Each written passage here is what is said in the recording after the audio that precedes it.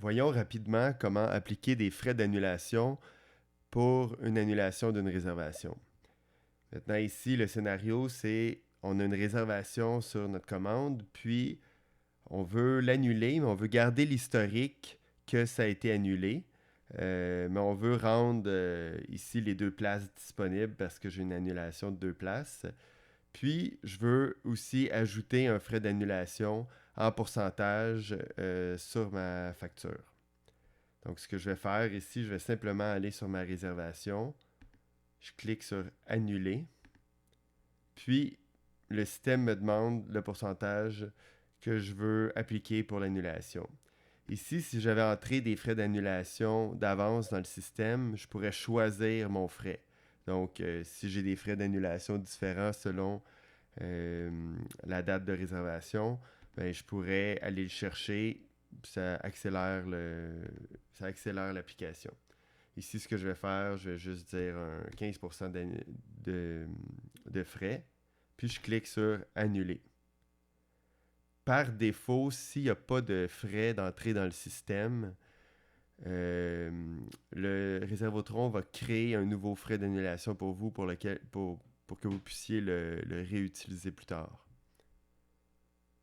Donc ici, on voit que j'ai un frais d'annulation de 15% qui a été appliqué, donc de 60$ sur un montant de 400$ initialement.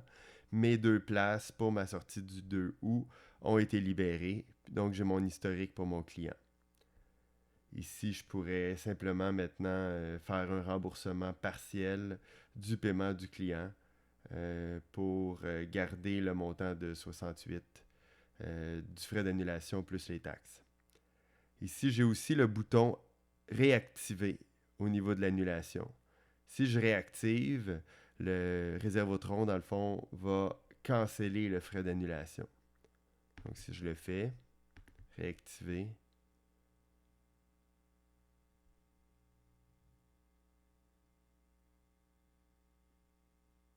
et le frais d'annulation est cancellé.